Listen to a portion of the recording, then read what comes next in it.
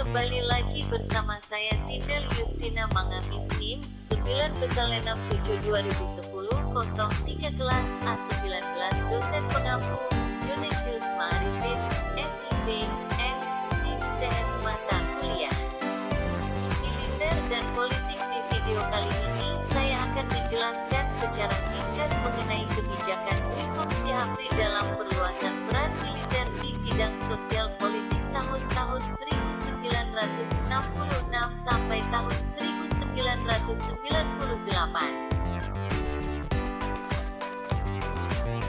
Masuk dalam pembahasan pertama yaitu kebijakan Dwi Fungsi ABRI dalam perluasan peran militer di bidang sosial politik tahun-tahun 1966 sampai tahun 1998. Materi ini membahas mengenai dampak kebijakan Dwi Fungsi militer terhadap peran militer dalam aspek sosial dan politik pada tahun-tahun 1966 sampai tahun 1998.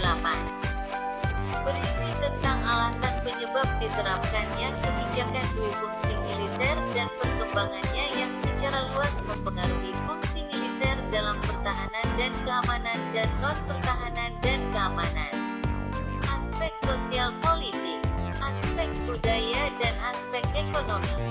Kedudukan, peran dan fungsi pada pemerintahan Soeharto menyebabkan militer menjadi kekuasaan yang dominan dalam pemerintahan.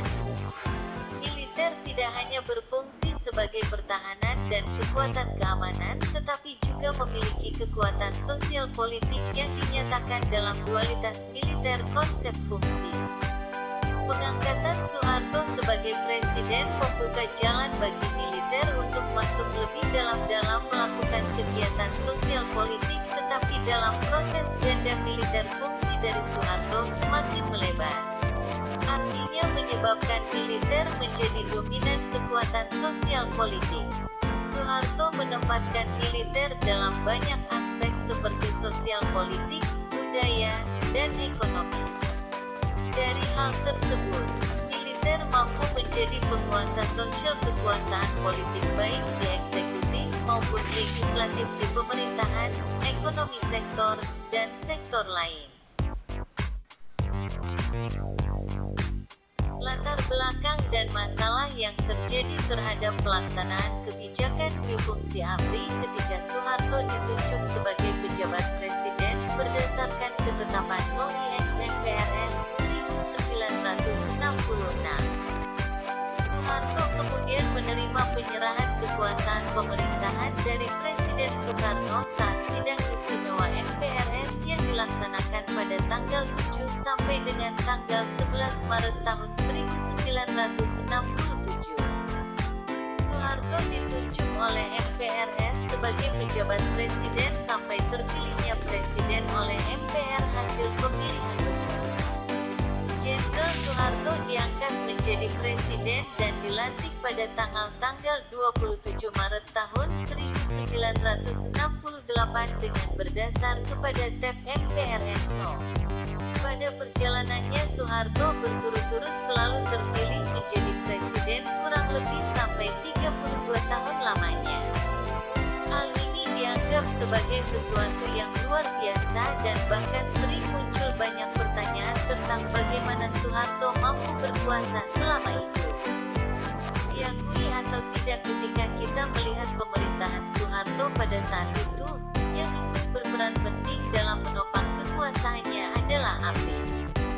Angkatan Bersenjata Republik Indonesia pada masa Soeharto berkuasa bukan hanya berperan sebagai penjaga stabilitas pertahanan dan keamanan, namun juga berperan aktif dalam hal-hal lain yang bersifat non-hankam, sosial, politik, ekonomi, budaya, dan sebagainya. B. Pengaruh kebijakan Dwi Fungsi ABRI terhadap peran militer dalam bidang sosial politik di Indonesia tahun-tahun 1966 sampai tahun 1998 sejak pemerintahan Orde Baru. Keterlibatan militer dalam berbagai kehidupan non-militer telah menjadi sebuah keharusan, baik melalui doktrin peran sosial politik ABRI maupun dari ketentuan perundangan yang mendasarinya.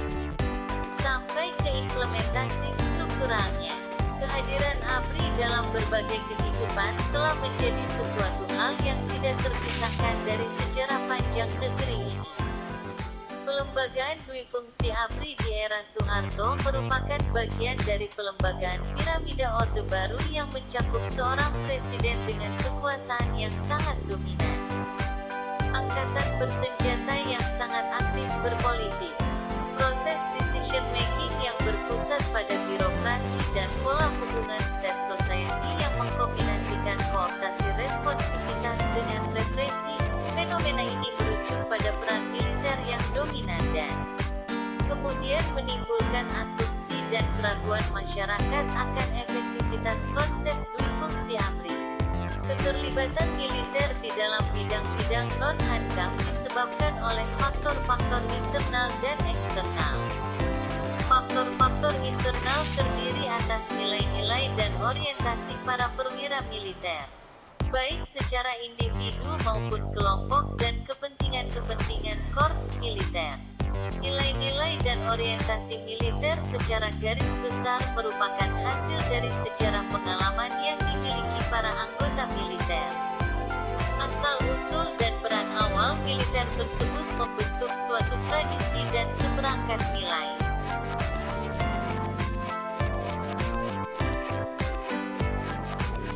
Kepentingan material angkatan bersenjata juga memainkan peranan amat penting dalam keputusan militer yang sangat mempengaruhi campur tangan militer dalam politik.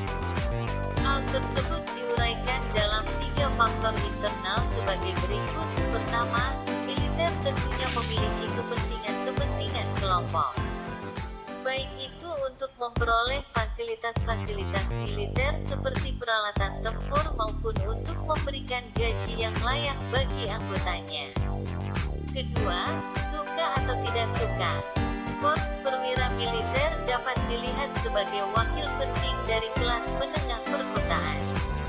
Apabila pemerintah gagal dalam memenuhi kebutuhan kelas menengah ini, maka kelompok-kelompok perwira ini diperkirakan akan melakukan tekanan terhadap pemerintah, bahkan ada kemungkinan untuk menjatuhkannya.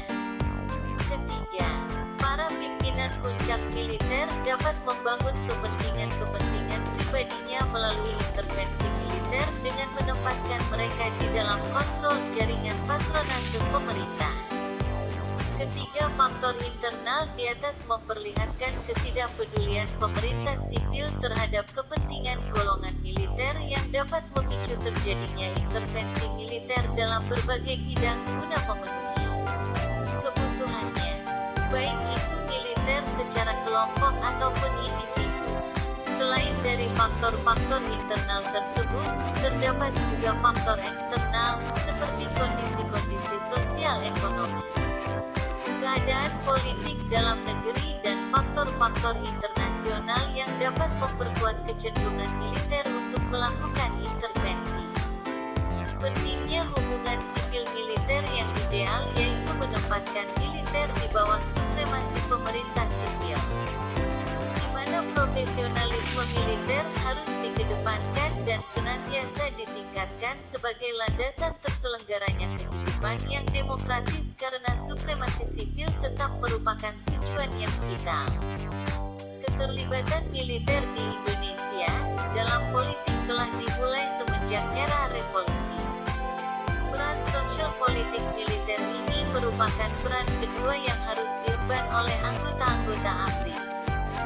Selain dari peran pertama yang menyatakan ABRI harus terlibat dalam pertahanan dan keamanan, kedua peran tersebut tertuang dalam kandungan Dwifungsi ABRI.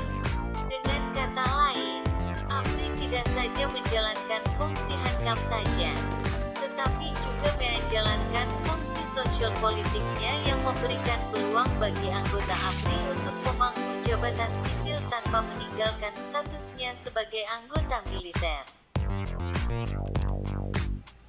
Dan peran ABRI di bidang non-hankam pada masa Orde Baru dimulai sejak 1966 setelah Soeharto diangkat sebagai Ketua Presidium Kabinet merangkap Menteri Utama bidang pertahanan dan keamanan. Dan Nasution secara aklamasi terpilih menjadi Ketua Majelis Permusyawaratan Permusyawaratan Rakyat Sementara (MPRS). Dari hal tersebut, bisa dilihat bahwa dari sanalah pertanda militer akan mulai masuk ke dalam peranan sosial politik. Pada perkembangannya, ABRI menjadi kekuatan dominan dalam pemerintahan. Presiden berasal dari ABRI, dan juga banyak menteri yang berasal dari ABRI. Bahkan pada kurun waktu 1960-an dan 1970-an hampir semua gubernur dan bupati wali kota berasal dari ABRI. Ditambah pula dengan adanya Kopkamtib, Komando Pemulihan Keamanan dan Ketertiban, yang mempunyai peran yang cukup besar pada waktu itu.